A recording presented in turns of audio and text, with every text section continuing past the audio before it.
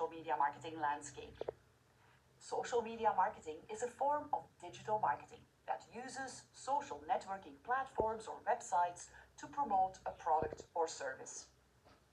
To understand social media marketing, it's essential to get a good handle on what a social networking platform or site even is. Let's take a closer look. In 1996, 6degrees.com launched, named after the 6 degrees of separation theory, which suggests that any person is related to any other person through 5 intermediaries. So, if I would take 2 random people, person A and B, I can connect them through no more than 5 other people. Person A knows a person who knows a person who knows a person who knows a person who knows a person who knows person B. So any 2 people are no more than 6 degrees apart. 6degrees.com was really the first social networking site where people could create a profile, find out who they were connected to, and build a network they could communicate with.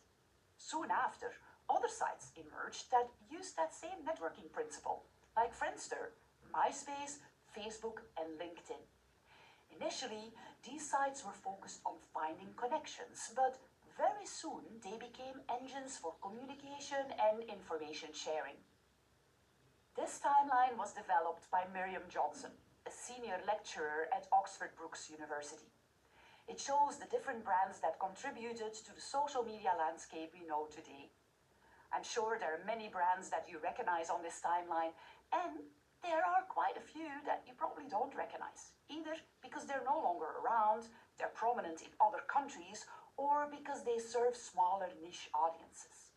And of course, not all social media brands are included here, so you may know of some that are not on this timeline. But as you can see, social media is young, and in its short life, it has gone through many changes.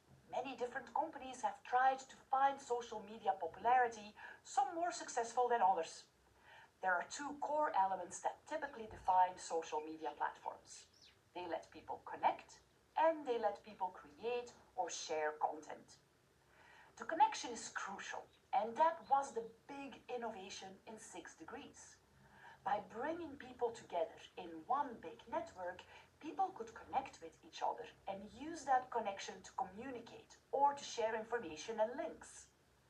When people start to share information, they become content creators. That's another innovative element in social media.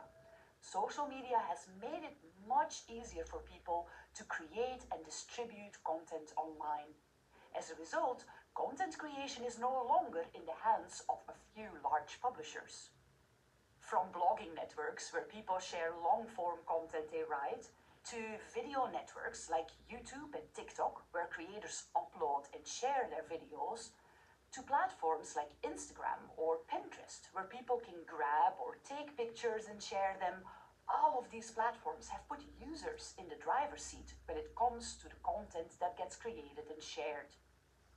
There are different types of social networks. Some are more focused on connecting and others on content creation. Some target broad audiences and some are more focused on niches or interest groups. Fred Cavazza divided up the landscape in a few categories. In this overview, he categorizes the social media platforms in networking, publishing, sharing, messaging, discussing, and collaborating platforms. Platforms focused on publishing are sites like YouTube or blogging platforms like Medium or WordPress, for instance. Instagram, Pinterest, and photo site Flickr are focused on sharing. And then there are the popular messaging platforms like WhatsApp or the more visual platforms like Snapchat. Sites like Reddit and Quora can be classified as discussion or Q&A platforms. And then there are the collaboration systems, often used inside organizations like Workplace or Slack.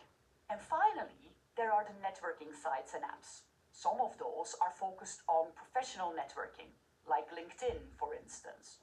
Others are focused on networking around interests, like house for building and design, or around location, like Nextdoor. It helps to get a sense of the many different sites that make up the social media landscape today and how all of them have their specific focus. But many of these brands span different categories, like Facebook, for instance, which started out as a networking and sharing platform, but now also has messaging tools, groups, Facebook Watch, and more. Our focus in this program will be on the bigger social networks, but it's good to keep in mind that many other social media platforms exist.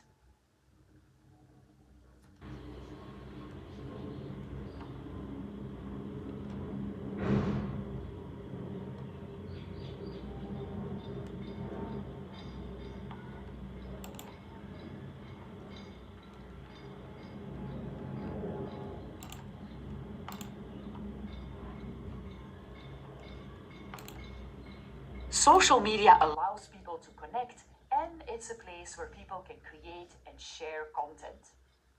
Businesses can participate in social media too. So businesses too can connect with people or customers and create and share content. Social media marketing centers around that. Social media marketing is often split in two different categories. There's organic or free social media marketing and paid social media marketing, also called social media advertising.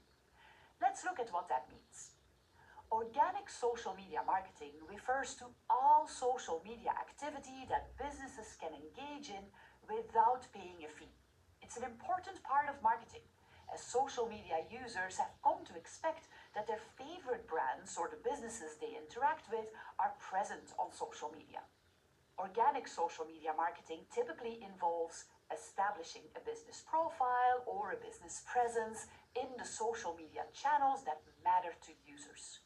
For instance, setting up a Facebook business page or an Instagram account for business. Engaging with users on social media through posts, tweets, comments, sharing, and so on. Connecting with customers through messaging platforms like WhatsApp, for instance, often used for more individual customer service. Paid social media marketing or social media advertising refers to promoting a business's presence or message through advertising on social media platforms. That could be ads on Facebook or promoted tweets on Twitter or promoted posts on Instagram and so on. Organic and paid social media marketing go hand in hand. Having a solid organic social media presence matters to the success of your social media advertising. And ads, on the other hand, can strengthen your organic presence. You'll learn all about that in this program, but let's look at an example of organic versus paid social marketing first. Let's take Staples, an office supply chain. Here is their Facebook page in which they regularly post about new products, provide useful tips, and so on. They also have a presence on Instagram. Here are a few of their posts. And you can find them on Twitter too. Staples posts on these accounts all fall under organic social media marketing. They don't have to pay to create these pages or these posts, and it's a way for them to interact with their customers and prospects. But Staples also uses advertising on social media platforms to reach a broader audience. Here are two examples of ads they ran on Facebook and Instagram. So, as opposed to their organic social media marketing, these are posts that they did pay for. Social media marketing lets businesses connect with customers and prospects, and it's an excellent way for businesses to share content with their audience. They can do this through both organic and paid marketing. In what follows, we'll look at how business participation in social media really